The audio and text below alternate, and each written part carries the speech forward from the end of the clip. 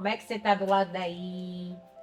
Hoje eu trouxe um vídeo muito especial para nós, onde eu quero fazer uma entrega ao seu coração. Depois de todas as postagens que eu fiz recentemente, tanto no Instagram quanto aqui no YouTube, falando sobre a síndrome de burnout e sobre o meu diagnóstico do transtorno déficit de atenção e hiperatividade, que é o TDAH, surgiram muitas dúvidas. O que é TDAH? Como é que ele age no nosso cérebro? Por que que às vezes a gente tem determinados comportamentos que são considerados traços dos sintomas? Então eu decidi gravar esse vídeo hoje para te mostrar como é o TDAH na vida real. Como é que ele age no nosso cotidiano e como é que uma pessoa que tem sintomas ou já o diagnóstico do TDAH vai se deparar diante de algumas situações, tá bom? Então, se você ficar comigo até o final desse vídeo, você vai sair daqui com esse conhecimento na sua bagagem. Mas antes de começarmos a falar de ciência, eu queria deixar para você um texto. Afinal de contas, toda a nossa trajetória para destravar o potencial máximo que nós temos, e eu até falo sobre isso, viu?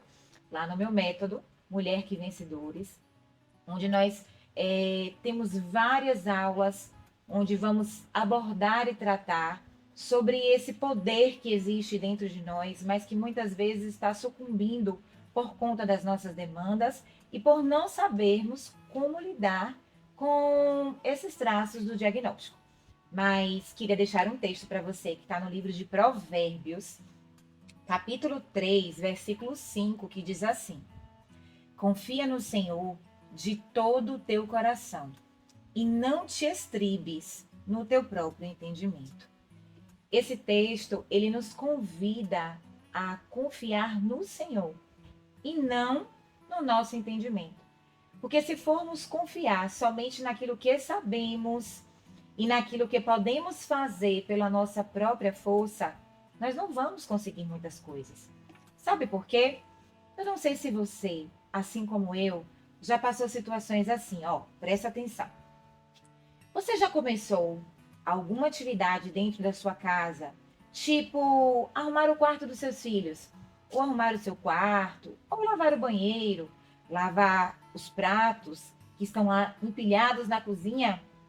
E ao mesmo tempo que você começou, você percebeu que você já estava em um outro ambiente, fazendo uma outra coisa? Ou seja, você começou, mas não desenvolveu aquela atividade que você iniciou? Mas, peraí, deixa eu te fazer uma outra pergunta. Já teve aquele plano que você estabeleceu como meta? Colocou no post-it, colocou na agenda, colocou em vários lugares, até preso dentro do guarda-roupa para quando você abrir a porta você ver. Eram metas, e eram metas até possíveis, mas você não conseguiu colocá-las em prática? Ou um livro que você disse, eu vou ler esse livro todo esse mês, e não deu conta de sair da terceira página? Sabe? Algumas coisas acontecem porque você procrastina. E você procrastina não é porque você tem preguiça. Algumas coisas não conseguem ficar exatamente nos lugares que deveriam. Não é porque você não dá conta da sua casa. Não é porque você não dá muitas vezes conta das demandas. É porque você precisa entender que você pode sim todas as coisas em Cristo Jesus que te fortalece. Mas você precisa conhecer os seus limites e criar estratégias de superação. Primeiro eu queria te explicar o que é o TDAH, certo? O TDAH é uma doença crônica. O que significa ser crônico? Ela pode durar por anos ou para a vida toda. É uma doença que existe, ela vem a partir de uma predisposição genética, ou seja, se você tem TDAH, muito provavelmente o seu pai ou a sua mãe tem TDAH também. Olha que coisa interessante. Aqui na minha casa, nós somos 4, né? Eu, meu esposo e meus 2 filhos. E quando meu filho menor tinha 1 ano e 8 meses, eu comecei a perceber alguns comportamentos nele que acionaram em mim um gatilho, porque eu percebi que era diferente das outras crianças. Diferente como, pastora? Havia algum traço físico que demonstrava? ou algum comportamento que destoava muito. Não, ele era como uma criança normal, a sua inteligência totalmente preservada, porque o TDAH, gente, ele não afeta a sua inteligência, ou seja, ele não afeta a sua capacidade de aprender, de entender. Mas é como se você, para conseguir fazer o que o outro faz, fosse requerer de você muita força. No caso do meu filho menor, ele era super ativo, ele não conseguia parar, ele não conseguia controlar o corpo, ele tinha uma impulsividade que ia além. Por sua vez, o meu filho mais velho, que é só 1 ano e 1 mês mais velho do que, né, Rafael, eu comecei a perceber que era totalmente diferente. Ele vivia como se fosse num mundo paralelo. Uma distração, ele brincava com sapato, ele brincava com um lápis, ele fazia tantas coisas, mas não parecia que ele estava naquele ambiente. Na verdade, ele estava num momento de hiperfoco, ou seja, ele estava tão concentrado em alguma coisa que ele estava fazendo que parece que o mundo ao redor dele não estava funcionando como deveria. E observando os meus filhos e analisando, eu comecei a perceber que alguns comportamentos do meu marido eram semelhantes. Inclusive, lá no nosso método Mulher que Vencedores, tem um módulo onde eu falo sobre o relacionamento conjugal. E eu trago relatos de como foi desafiador estar casada com um homem que tem TDAH, quando eu também tinha TDAH. Porque o homem já tem por si só algumas características e as mulheres também. Mas quando você junta as características que são referentes ao gênero e mais os traços do TDAH, o negócio fica um pouquinho diferente. E lá eu trago alguns testemunhos que realmente vão promover uma reflexão. Se você ainda não conhece, vou deixar o link aqui do nosso site para que você possa se inscrever para a próxima turma que a gente vai ter. Então, quando eu comecei a perceber esses comportamentos e nós começamos a fazer um acompanhamento, tanto com o psicólogo quanto com o psiquiatra, o nosso diagnóstico foi fechado. E aí, talvez do lado daí você tenha uma dúvida. Pastora, como esse diagnóstico é fechado? Eu tive muitas perguntas como essa lá na caixinha de perguntas que eu abri no Instagram, né? Como identificar se eu tenho TDAH? Primeiro você precisa se conhecer o seu comportamento. Você normalmente começa coisas que não termina? Você tem dificuldade em gerenciar suas emoções, gerenciar os seus pensamentos? Quando você fica muito ansioso, você tem dificuldade em gerenciar a sua alimentação? Tudo isso são alertas que o nosso corpo dá que alguma coisa não está funcionando como deveria no nosso cérebro. Então, para fechar um diagnóstico, não precisa de um exame de imagem. Ah, vou fazer uma tomografia, vou fazer um raio-x, ou exames de sangue. Não, não, não é isso. Você vai precisar de um acompanhamento. Ele pode acontecer através de testes, né? Ou de fato de um acompanhamento mais longínquo, que foi o meu caso. Né? Eu fiz um processo de 1 ano de acompanhamento, tanto com a psicóloga quanto com o psiquiatra. E aí fui trazendo relatos e dentro dessa linha do tempo, ele conseguiu fechar esse diagnóstico. É importante eu te dizer algo. Quando existe uma diferença, e eu tenho percebido que as pessoas têm confundido muito isso, principalmente nós que somos mulheres. Às vezes a gente chega num momento de exaustão. A gente está cansada de dar conta do trabalho de casa, do trabalho que a gente tem fora, dos filhos, do casamento, de ser mulher, de estar esteticamente agradável, né? Ou alguém que olha assim o seu esposo e diz, olha, você tá bonita. E para você mesmo se sentir bem. A gente já tem muitas demandas. Então, não confunda cansaço e exaustão com talvez um sintoma do TDAH. O sintoma do TDAH, ele não surge, por exemplo, eu tenho 39 anos. Ele não surge com 35, porque a minha demanda de trabalho aumentou. Ele não surgiu com 22, porque eu já tinha um segundo filho. Não. Para que seja TDAH, essas queixas, né, que são essas reclamações, essas inquietações, que você leva para a sua sessão com a psicóloga, com o psiquiatra, precisa trazer esses traços, esses sintomas desde a infância. Então, por exemplo, no meu caso, por que que eu sempre tive, né, essa ideia, eu tinha esse sentimento de que eu tinha o TDAH? Primeiro porque logo quando eu concluí o curso de pedagogia, que eu comecei psicopedagogia, eu comecei a estudar sobre, né? Essa questão do cérebro, funcionamento do cérebro. E eu comecei a perceber que, desde pequena, eu era uma criança que eu tinha dificuldades para ler.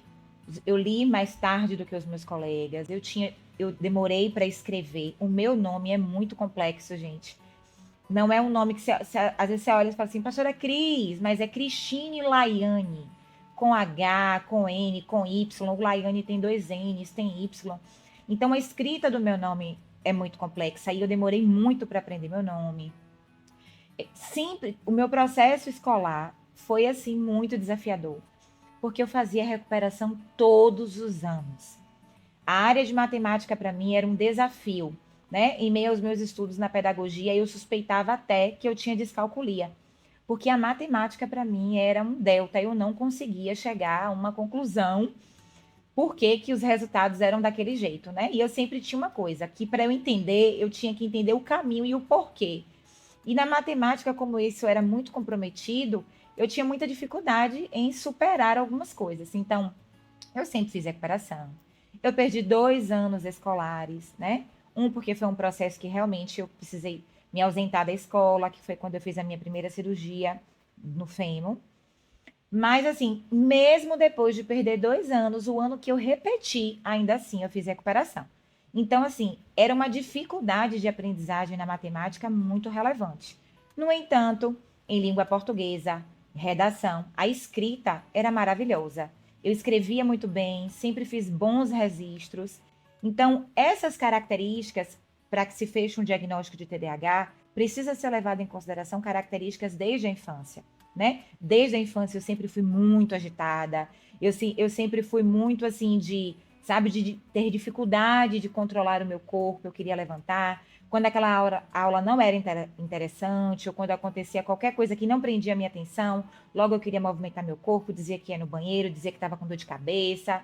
Então, assim, os traços dos sintomas que definem o TDAH precisam ser avaliados, né, em um momento de entrevista, que a gente chama de anamnese, desde a sua infância. E como é que se dá esse processo, né? Por que que muitas vezes a gente passa por isso, esse descontrole emocional, muitas vezes esse descontrole na alimentação, essas reações enérgicas, ou essa dificuldade de aprender, ou de apreender, que é conservar. Tudo acontece por conta do nosso cérebro, essa parte frontal. Nessa parte frontal, nós vamos encontrar aquilo que no cérebro é muito importante, que é chamada de funções executivas. Então, como o nome já está te dizendo, funções executivas. É aquela função que, bem organizada, bem articulada, os neurônios conversando entre si, vão te dar a capacidade de funcionar, de executar. E para que você entenda melhor, calma, não vou te deixar confusa, eu trouxe para você uma tangerina. E você vai pensar agora comigo que aqui é o cérebro da gente. Então, toda essa dificuldade que a gente tem, eu digo a gente porque eu sou a primeira TDAH aqui da história, tá na parte frontal, certo? Até aí tudo bem? Confundido ou entendido? Então, na parte frontal. Uma pessoa que é considerada neurotípica, que ela tem um funcionamento normal do seu cérebro, o cérebro dela é assim. Tá vendo? Os gomos da tangerina todos juntinhos. Então, as conexões elas vão conversando entre si. Então, o comando é dado através do que se olha ou do que se pensa e a pessoa vai executar esse comando, certo? Mas uma pessoa neuroatípica, que são as pessoas que apresentam uma disfunção ou algo diferente, como nós que temos TDAH, é como se o cérebro dela nessa região frontal fosse mais ou menos assim, ó. Os gomos estão separados. Então, os neurônios, o cérebro, ele não tem aquela ligação necessária para que as ações e os comandos sejam realizados como deveriam acontecer. Por exemplo, rapaz, eu preciso fazer feira. Faltou arroz, macarrão, feijão. e sal. Aí o que é que acontece comigo, Cristine? Vou pro supermercado. Não anotei não, porque não deu tempo de anotar. Quando eu chego lá, eu fico, meu Deus, o que foi mesmo que faltou? Ah, meu Deus, deixa eu ligar para casa. Aí eu ligo, o filho não atende, aí eu ligo, outro filho não atende, eu fico aí eu no supermercado um tempão tentando me lembrar. Por quê? Porque a área de trabalho, pensa aí no seu computador, pensa aí no seu notebook, a sua área de trabalho, aquilo que fica salvo logo ali, você acabou de fazer e fica ali na sua área de trabalho. A nossa área de trabalho, ela não consegue conservar a informação por muito tempo. Então, logo você esquece. Por isso que você precisa gerenciar os sintomas. Como assim? Criando estratégias. Então, não é que você tem um problema, que você não consegue ser inteligente, que você é a pessoa mais burra da galáxia. Gente, eu me sentia desse jeito. Eu me sentia desse jeito. E assim, aproveita essa oportunidade para dizer para vocês o seguinte: quando você, mulher, casou, né? Com certeza você pensou em muitas coisas na lista de desejos do que você queria no seu marido. Eu pensei em altura, pensei em várias habilidades que eu queria que ele tivesse, mas eu não tinha pensado em uma coisa que, graças a Deus, Deus pensou por mim. Porque o meu marido é o meu maior incentivador. Gente, quantas vezes haviam conteúdos, situações que eu não conseguia entender. Eu não conseguia entender. Às vezes, para eu entender, por exemplo, um conteúdo que estava ali numa página de um artigo científico, eu tinha que ler 10 vezes, 15 vezes.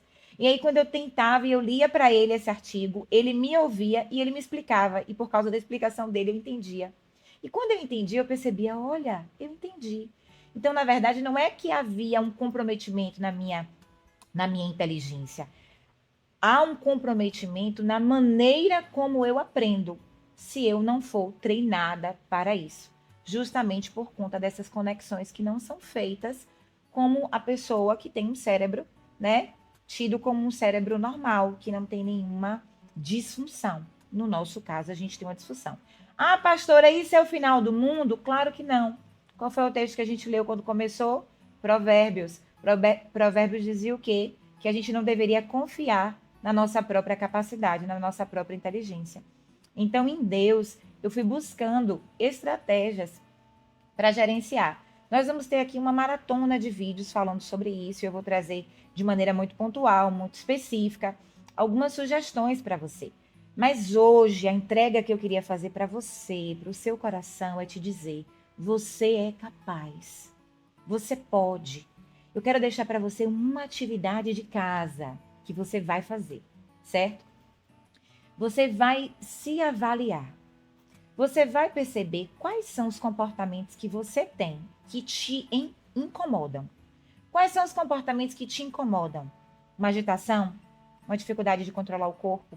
Interromper as pessoas enquanto elas estão falando? Ai, meu Deus, esse daí eu tô tratando até hoje, viu, gente? A pessoa tá falando, às vezes você não tem paciência, você já sabe no final da história o que é que ela vai dizer, você já interrompe, né? O seu cérebro é muito acelerado, muito agitado, às vezes você tem dificuldade de dormir, porque é uma coisa que você tem que fazer amanhã, você já está imaginando hoje. Alguém te disse que precisa conversar com você, você já está hoje planejando como é que vai ser essa conversa que você vai ter com a pessoa amanhã. Na verdade, amanhã, na hora da conversa, você não vai dizer nada que você treinou, mas você passou praticamente uma noite sem dormir pensando sobre isso. Então, o seu pensamento está sempre acelerado, né? A autoestima muitas vezes está baixa. Por quê? Porque você começa a perceber que o outro dá conta. Eu percebo que isso acontece muito com as redes sociais. Nós somos tendenciosas a abrir o Instagram e a ver, né? A mulher falando que ela arruma a cama, que ela faz a cama posta, a mesa posta, que ela tem a rotina dela que dia de segunda ela lava todos os banheiros, terça ela faxina e aspira a casa toda, quarta ela lava todas as roupas e você pensa: meu Deus, eu não sou desse planeta, eu não consigo, tem alguma coisa errada comigo. Não é que você não consegue, é que você precisa criar estratégias para desenvolver essas funções. Você vai precisar se conhecer e vai perceber. Uma coisa que eu quero te dizer, que foi uma experiência que eu tive comigo mesma. Trace sempre metas possíveis. O que foi que eu disse que a gente ia tratar nesse vídeo hoje? Sobre esse desenvolvimento do TDAH no cotidiano, no seu cotidiano. Quais são as metas que você tem, as demandas que você tem? Arrumar casa, cuidar dos filhos? Então você vai buscar criar estratégias. Eu tinha muita dificuldade quando chegava do meu trabalho. Por quê? Chegava todo mundo morrendo de fome. Um gritava, mãe, tá pronto. Outro gritava, mãe, tem macarrão. Lincoln dizia, Cris, vamos lá que eu tenho que subir para trabalhar. E eu dizia, meu Deus, como é que eu vou dar conta? E a minha barriga também, roncando de fome. Qual foi a estratégia que eu criei? Vou te dar um spoiler aqui do próximo vídeo. Eu comecei a fazer marmitas. Eu pego um sábado, planejo o meu cardápio, né, de pelo menos 4 alimentos diferentes, né, entre proteínas, carboidratos, grãos e tudo.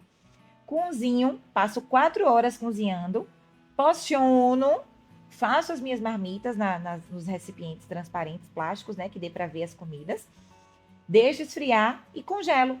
Então, deixo lá no congelador. Amanhã quero comer o quê? Tal coisa. Desço para a geladeira o alimento que eu quero comer amanhã. Quando eu chego do trabalho, eu só faço esquentar no micro-ondas. E todo mundo come o que quer, porque quando eu fiz o cardápio, eu fiz considerando o gosto alimentar de cada um da casa. Então, assim, eu deixei de sofrer tanto, porque eu sofria muito.